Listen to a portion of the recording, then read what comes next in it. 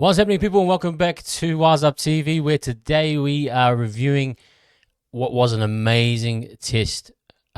Just absolutely jaw-dropping game between Tonga and the Kiwis, 25-24, and Tonga go all the way through to the Pacific Championships finals against Australia. Congratulations to them, an absolutely amazing game. We're going to break it down for you right now, but please, guys, hit that like and subscribe for more content here at Wise Up TV. Look, guys, I went to the game. I haven't watched the game on TV yet, but from where I was sitting, I had some pretty good seats. And I just want to quickly get into some of the things around the atmosphere. Blew me away. I've never been to a Tonga versus Kiwis or any form of Tonga game, but that atmosphere, man, it is exciting, exhilarating, emotional, powerful. And you can see how much Tonga drew on that crowd. And just where I was sitting, I had a great group of Tongan fans around me, smiles all around. Even when the Kiwis were coming back, when they scored, they're cheekily rubbing it in, dancing, and all that type of stuff. Just a really cool atmosphere. So if you ever get a chance to go to one of these Pacific Championship matches against Tonga, make sure you go. Especially at Mount Smart, I thought it was absolutely electric. But as for the game, look, as a Kiwis fan, I'm totally upset. But firstly, I want to acknowledge Tonga.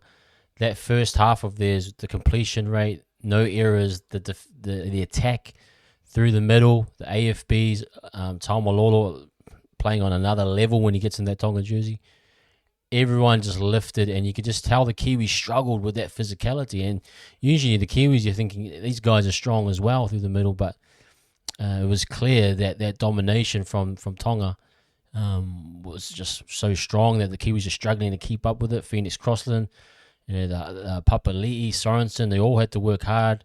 Fisher Harris, and they let in a lot of soft tries, would you say? But the damage was done through that forward pack, and then especially on the first try, I thought was really great for Tonga. I mean, obviously they come off from Australia where they lost 18-0, and you're thinking, you don't want to get into a pattern where you can't score points, and they got points early, and they got the crowd right into it, and that kind of set the tone for them that they were going to have a really good start. Nice shift wide, and Katoa go over the line. Kiwis defense and all sorts, especially specifically at the beginning of the game. And I thought, wow, that's the perfect start that Tonga could have had. And it goes back to the point where I wanted to see their attack get a bit more shape and a bit more fluidity. You started to see that a bit more. Then it comes back again, another wave, another try. I'm not sure which order it was, but you had AFB go over, which was just, manhandling, just being the dominant force that he is. And he goes over. I think Havili gets a cheeky one. And then Luke got another cheeky one. And I just think the build-up of pressure that they had is adding into the Kiwis just absolute total amount of errors. Was just, they played this very simple game through the middle, forced the Kiwis to really have to defend, which they struggle with, and that pressure got them some easy tries in general terms, but also they built that and they earned that pressure. I thought, they just played at high completion rate, very sharp, not overcomplicating things, not making things too difficult for themselves defensively, physical. It was a great physical test match. Both teams were right at it, but specifically Tonga. And then you go to 24-0, and you're really thinking, wow, this is going to be a blowout. And the Kiwis, they needed to score a try, and Papali'i goes over, and that was 24-6, I believe, at halftime. But just the wave, I'll go back quickly to the first half when they sung the Tongan hymn. Amazing experience to see just people in full voice singing. But it's just like the swell of emotion it's a wave that I felt the Kiwis just really struggled. You could just tell they were in hostile territory, even though it's a home game. This was in the heart of Nuku'alofa. This was the heart of, Tonga. You felt it in the crowd, and I think they started to collapse. They started to lose their way. You could tell they had to huddle up, to try and get some. The noise was just too loud, and they had to try and get back to what they were trying to achieve. So I think that powerful message that sends that your crowd can show they can carry you over the line. that for me, that Tongan crowd was what a crowd should be in terms of backing their people, backing their team, and getting them over the line. It was intimidating. Even me as a fan, I was just like, "Whoa, this is amazing!"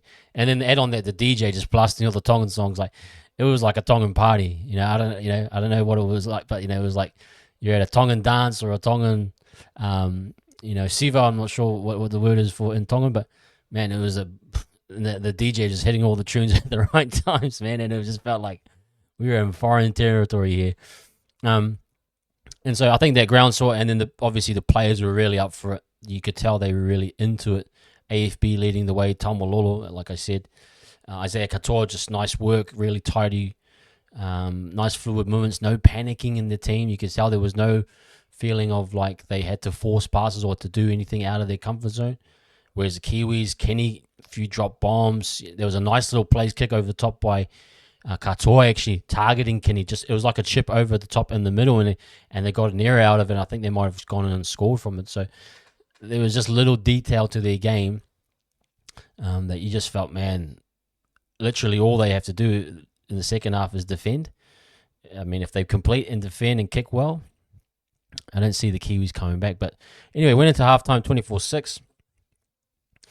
Immediate kickoff, Marata New Kore knocks the ball on and lets it go dead, I think, and just sums up the vibe that it was. It was just really embarrassing, and we'll get into Stacey. I'll talk about that at the end, but it just felt like, this is one of those days. It's going to be a 30-0 the other way. Put the 30-0 on Australia.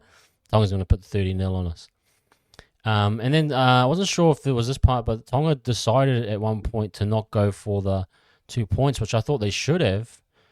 But anyway, they go for it. And then the momentum kind of changed back to the Kiwis. They found a rhythm. I think like Naufahu White and that interchange came and did a good job in the second period. JFH started to come on. And it was really Tapine, I think, who's the difference. Tapine for me in that 4-pack. And the JFH, yeah, he's the leader. He's the main guy. But Tapine is the key to anything for the Kiwis, at least for the next couple of years. Like, he is so important to that engine room being dominant, and you can just see it. And then it's just started to lift. And then, we got that try for Kenny that went over. I thought that was a really nice, well-worked try. And you start to see Kenny start to really be effective. I think at first half you're thinking, man, what's Kenny doing? His kick returns, he falls like, as soon as he gets tackled, he gets either driven back or it's a surrender tackle. Like, there's no benefit to his speed at times. But then you start to see him open up on that right side, and you can just see, wow, that is blistering pace that can be just damaging for any team. And it's actually because the system that Stacey's using is the Webby system.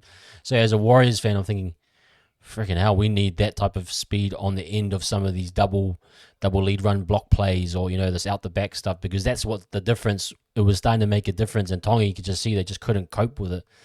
So Kenny goes over, and then I think the next one was when similar thing. Kenny gets on the outside, and then he works with Hiku. Hiku does some lovely little footwork to get to cut it back inside, and then shift to Kenny, shift to SJ, and shift to Phoenix, and it was just, whoa, it looked really, really good. And it's 24-18, and I'm thinking, okay, it's game on now. It really is game on. And the Kiwis continued to pile that pressure on. The problem was there was a few possessions where they lost the ball. Sorensen dropped one. Tomoko dropped another one. I think Tomoko's probably had the worst series I've seen him have. I know he's had a bad year at Raiders as well. It just reflects, sometimes you have to pick the informed guys. But then those errors took away momentum at times when they were really on the ascendancy. They were starting to really break down Tonga, and you could see they were riding that wave home. But in that time, they got to some sets. They had to gamble a little bit. SJ runs it on the 5th, passes it to Kenny. Kenny passes it back, and that play I thought was dead and gone. I think, oh man, here we go. That's over. And out of nowhere, Tapine grubbers it through. I'm thinking, what the heck? I thought in the mix of it there was a knock on or something, so I thought, no one's chasing. And Tonga kind of just died and didn't really react. I think they might have felt that something had. Well, they kind of just paused a little bit, and Tapine fought through that, and that ball just popped up into his arms. And the little step that he put on Katoa there, Katoa, man, I thought typical fullback would have him there, but just a little footwork from Tapine, and then to bring it around the post. 24 all, and you're thinking, holy heck, as a Kiwis fan, we were right up for it. It was crazy. We were thinking this is the greatest comeback of all time. And so the tempo is with us, the energy is with us. And then I think an error happens. We drop a position. Tonga go up and set up for the kick. Or we might have had opportunity to go for the kick, we bombed it. I think Nicarima came on and the set died on itself, which just sums up the Kiwis' kind of campaign, is just wasted possessions and the lack of direction and structure and all those things. Tonga goes back down the other end, and Katoa just slots it over, calm as well. And I got to give credit to Katoa. I think he's probably been one of the low-key best things for International Rugby League. Having a proper half like him and the likes of a Luai and your Tongan Samoan teams, I think that's going to be so good for him moving forward. I think I talked about him against Aussie that he needed to seize the moment. He kind of tried too much in the Aussie game. He was trying to create too much.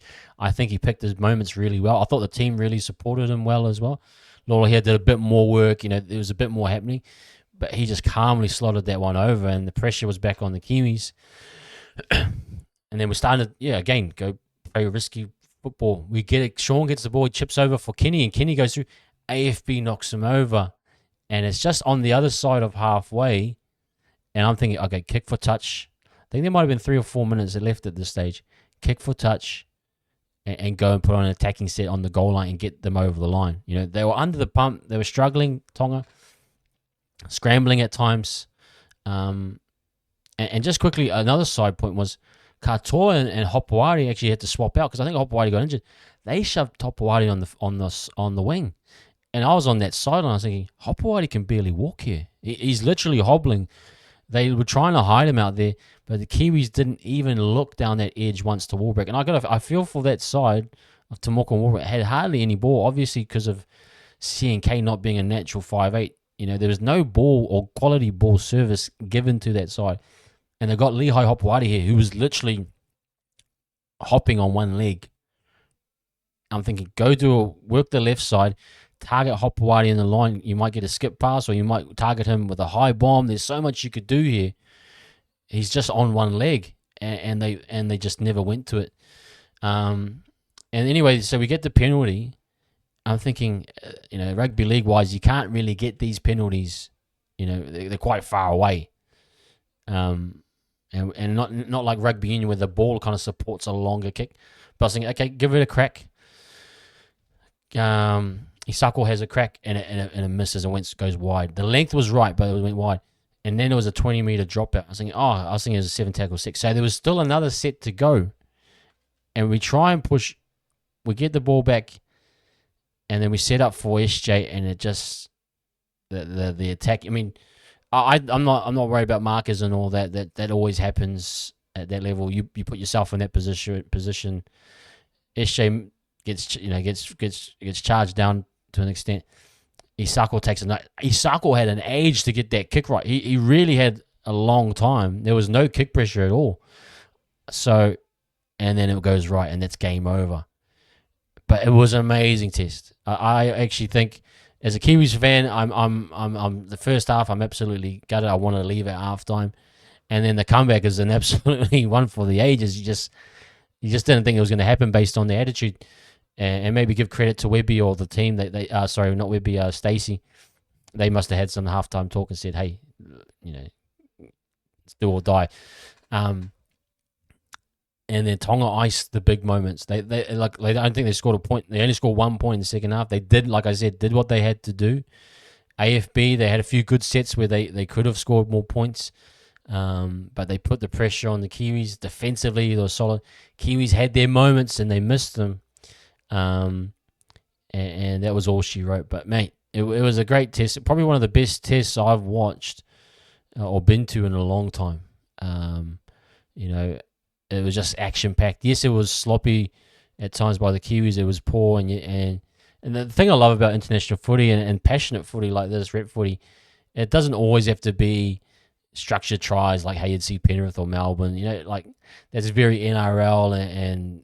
But this was like loose. It was like just hit-ups that were just deadly. Everyone just wanted to whack each other. It was just physical battle. And those tries, like the try from Tapine, was just out of the blue. You'd never see a front rower do anything like that. Chip and grab it for himself and then step fullback. Like, that just never happens in an NRL game, really. So it was just one of those things things you don't normally see. But they created what was, I think, a really great test, and something that will be remembered for the ages, especially for Tonga. It's been 6 years since they've beaten the Kiwis, and mate, if Christian Wolf, I heard he's going to be leaving, so obviously focus on the Dolphins. If he can go out on a high, that's one moment for him, surely. And then, if he can get the job done against the Aussies. But look, I just want to give a massive shout out to the Tongans, the fans, their team. They did exactly. I was afraid. Those that know what I said, I was absolutely terrified. Well, not terrified, but I knew that performance against Australia, like, they just need a bit more quality ball and sort their attack out. If they pick their moments right, they can get it done. And they did. As for the Kiwis, look, I'm going to talk about Stacey a little bit. Yeah, it doesn't look great for his resume. It doesn't look great for him that off such a high what Madge did. I mean, Madge, yes, he did lose to the Kangaroos twice in his time frame, but he did win a Pacific Championship, and he did beat Tonga regularly. He kind of fixed what Kidwell did wrong, and Madge kind of brought stability. Beating the Tier 2 nations comfortably, but also being competitive with Australia. And now we're just going to be concerned with Stacey. Is it a drop off? We had Wayne Bennett. We had Wayne there as an option. Why have we gone? We could have gone Wayne. Is this another Kidwell type of? It feels like it. I was watching the game, and it felt like the decision to use Kenny was wrong. The decision to use CNK as a stopgap 5'8" instead of a Nikorima was wrong. There was so much that felt like this team, the attitude and the lack of, just commitment in that first half was just, gave me vibes of Kidwell, gave me vibes of just a team that isn't prepared mentally properly. And so I am questioning Stacey. I do not want to go through another cycle where we're force-feeding ourselves these Kiwis coaches based on nepotism or based on relationships with the NZRL. I want a proper coach who can win tournaments. I do not want to go into the 2026 World Cup feeling like I can't win this tournament. Now, I'll give them the credit. Yes, we had 10, 12 players missing. That's fine. But there has to be a better structure that you can't go down 24-0. Like, there has to be better systems in place that you can be competitive through 80 minutes. So there's a lot to be asked, a lot of questions to ask. Again, as a Kiwis fan, I'm a bit disappointed. But on the soft side of things, you're thinking Tonga. This is an absolutely monumental moment for International Rugby League. And I want them to see go all the way, win a Pacific Championships. It would be like winning a World Cup in a way. If you beat Australia in a final, mate, that would be huge. Now, the likelihood of it is going to be tough. Obviously, we understand that. But if they play with that same passion and intensity in the defense, they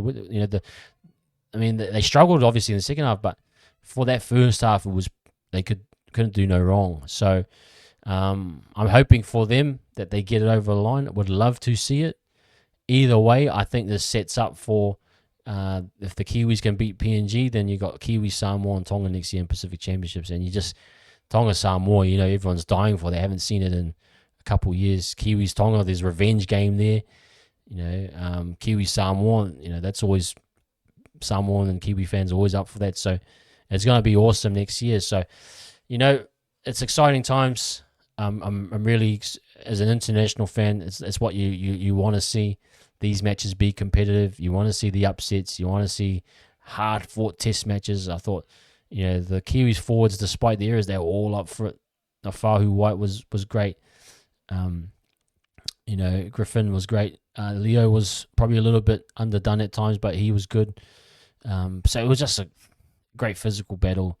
And I think everyone that watched it hopefully enjoyed it. I know I did. And it was cool just to, react and see the pride of the Tongan fans and what they were able to achieve. So congrats to Tonga. Hope they go well. Wishing them all the best. But that's my review for now, guys. Please hit us a like and subscribe before you leave to Wise Up TV. Appreciate all your support and have an enjoyable rest of your weekend. Peace.